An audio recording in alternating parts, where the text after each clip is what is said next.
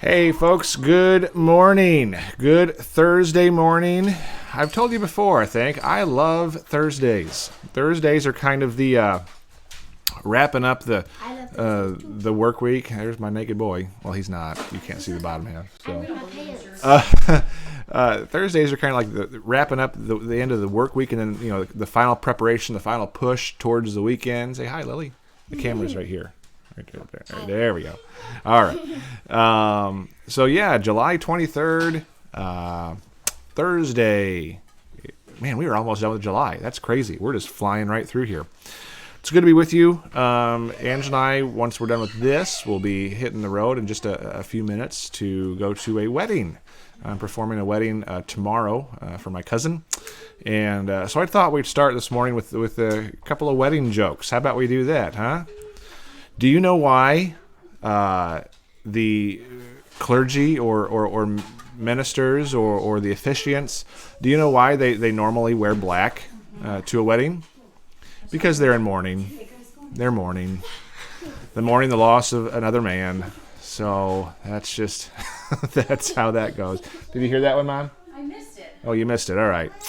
And I think, here's another one. I may have told this before, but regarding married couples and children and stuff like that, a man asked, a son asked his dad. He said, "Dad, where do babies come from?"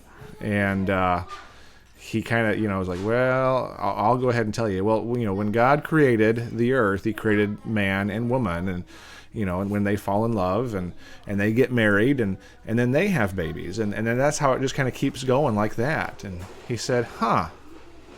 Well, I don't think that's true. I think you're lying." And Dad said, "Well, why do you think I'm lying to you?" He said, "Well, Mom said that we came from single cells and then morphed into a multi-cell being, and then eventually became monkeys and apes, and then we evolved into who we are now. So we came from monkeys and apes." And Dad and the dad goes, "Oh, son, that was your mom talking about her side of the family." That was a good one, wasn't it? So, all right. Very good. Well, wanted to just chat briefly with you, give you a quick little devotional thought, maybe brighten your day a little bit or help you as we move forward on how I think we're called to live. Oh, come on. That was a good one. You have to laugh at that one. Yeah. I'm getting some, I'm going to start getting some comments on that one, I'm sure.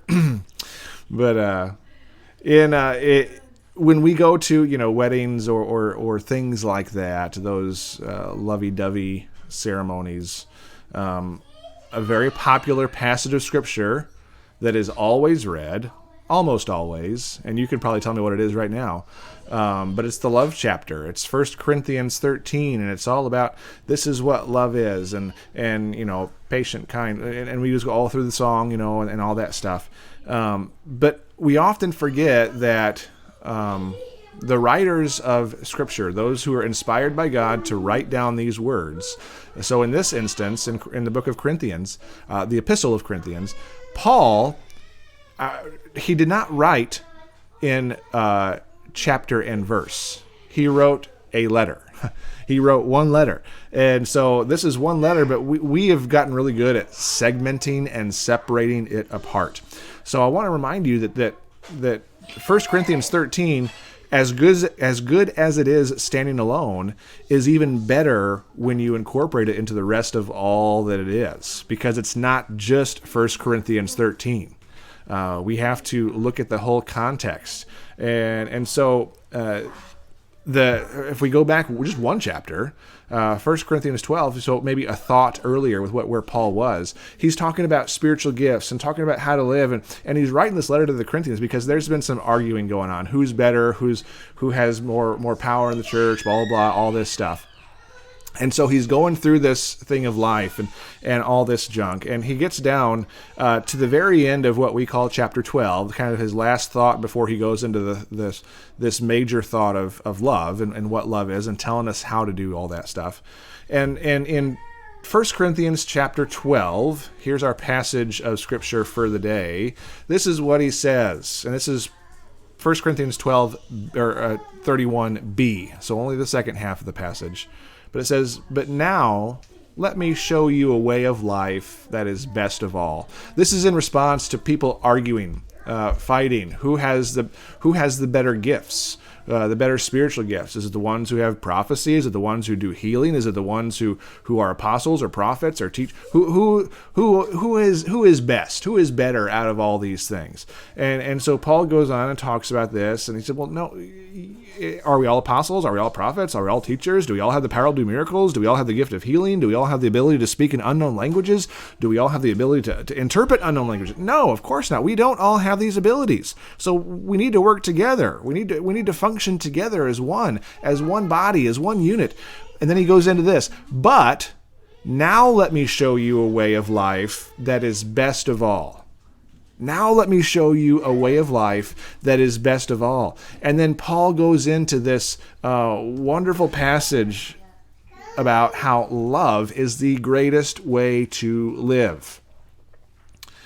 We should live out of love.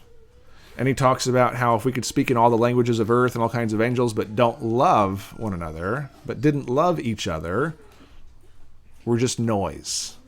We're just noise. If we have all the knowledge and can move mountains and do all these things, but if we don't have love, all that faith, all that knowledge, all that wisdom is nothing. It's nothing at all. And if all of our works are good works, we give everything to the poor, we sell everything that we have and we give it all away, and all we do is we serve, give. But if we don't love, then we don't earn or gain a thing. I want to challenge you today to try to find ways to live out of love. Now let's just quickly go over what Paul, the Apostle Paul, tells us what love is. Love is patient. Love is kind. Love is not jealous or boastful or proud or rude. It does not demand its own way. It's not irritable. It keeps no record of being wronged. It does not rejoice about injustices, but rejoices whenever the truth wins out. Love never gives up, never loses faith, is always hopeful. It endures through every circumstance. And he talks a little bit more about prophecy and different things, and about a child, how a child grows up. And then he gets down to the last verse in chapter 13, verse 13. These three things will last: faith, hope, and love. All three are very important: faith, hope, and love. But the greatest of these is, say it with me, love. Love. A little delayed response in there. We have to live out of love. Is that going to answer all the world's problems? No. Is it going to solve the political and corona crisis? No. Because we're humans. We have issues. We're not perfect. But folks, we're called to love. As followers of Jesus, we're called to love.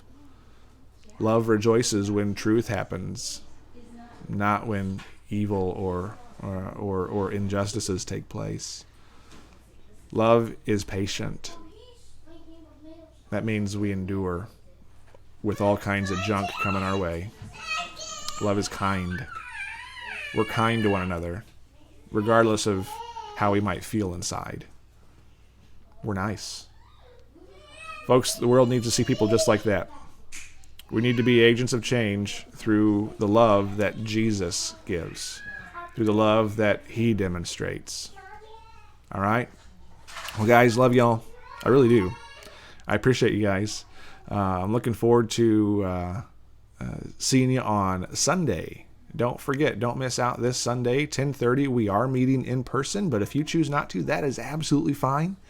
We are still streaming digitally, and we'll continue to do that until the cows come home, until pigs fly, until we have a vaccine for corona. No, I can't say that because we might have that before too long, right? We're going to continue doing that. So you You stay home if that's where you choose to stay. That's okay. And you continue to worship with us online. Or if you choose, you can come out, and we have the pews and chairs spaced apart. We are practicing social distancing. We have different areas for masks only, or if you choose not to wear a mask or like to take it off, we have a section just for you as well. Everything is being cleaned and cleansed. We have people helping open doors to reduce touch points, all that good stuff. But it's good to be together in person and in spirit. So whether you're not there in person, we can be one in spirit, worshiping Him corporately. Well, guys, love y'all. Appreciate you. Have a blessed day. We'll see you on tonight about 8:30 for Hope, Prayer, and Blessing. Take care. We'll see you again.